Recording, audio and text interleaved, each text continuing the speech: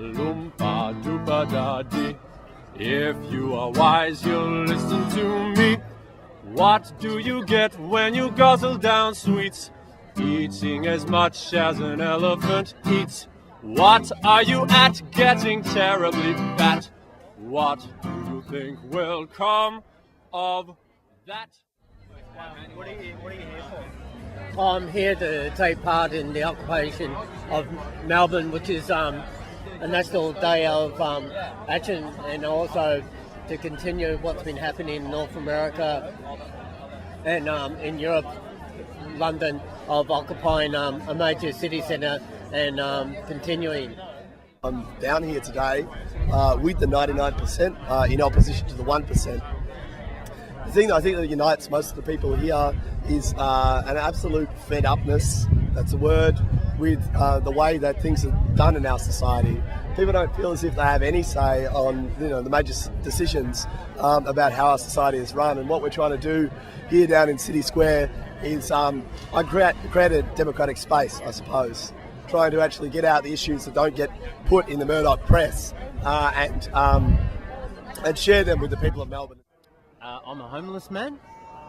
This is public space. The Occupy Wall Street movement has encouraged and inflamed a chance for us to act decisively, positively for our future, to reclaim our rights to have freedom, to not be enslaved by debt from bankers that create this out of thin air and push it back onto us and have billion-dollar bonuses and stuff. I work in the justice system, and I, for one, am sick to death of the court system being used to criminalise ordinary Australians just because they were late paying their parking fees or their speeding fines. And me and quite a few others are actually sick to death of the magistrates' court system being used as a debt collecting agency for the state. I think it's awesome that people are making noise, even if I don't agree with everything they're making noise about. I think it's a big difference from the normal kind of humdrum apathy that is most of the world, most of the time. Yeah. And if you could change one thing? Yeah, money. Remove it. Yeah? What would you replace it with? Giving. Giving? Yeah. Right. I know that's very idealistic. I would like the whole school curriculum changed and maybe introduce some personal responsibility with the kids, teach them compassion, not through religion, just through their own beliefs. I'd like to see direct, ongoing and frequent consultation with Aboriginal people about how to run this country. Well, I'm training to be a teacher, and so one thing that I'm passionate about is that the state will stop blaming public servants, including teachers, for being overpaid, blaming them for some of the state's financial problems, but instead look at other issues like the fact that we have a corporate sector that's completely resistant to increasing taxation, and that we have a broader problem of your distribution of resources in society. So as a teacher, I don't want to see things like cuts to teachers' pay in New South Wales and here in Victoria continue. I want to see other solutions to the state's financial problems. The concentration of enormous quantities of wealth in the hands of a very small minority of people, and the fact that we haven't expropriated them yet.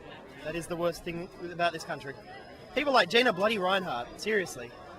Candidate for the firing squad right there. If we took her money, you can't even begin to think of the social problems that we could fix. I think people are looking for a solution outside of themselves. They're saying corporate greed is the problem. But what the problem really is the greed that lies inside themselves. So no one's ever going to stand up and say, I am greedy and I need to fix that from myself. So they're externalizing it, and in this case, the externalized victim or subject is called 1%. So we're saying the 1% need to change and all this stuff.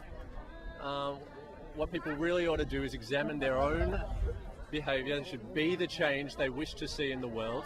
If they wish to rid the world of greed, then they should rid the greed of themselves. Examine yourself and find out how you contribute to the world's greed.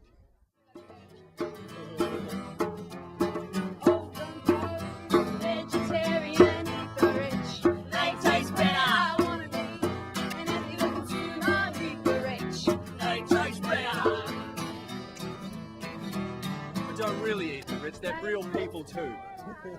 They have feelings. No, they're probably full of fat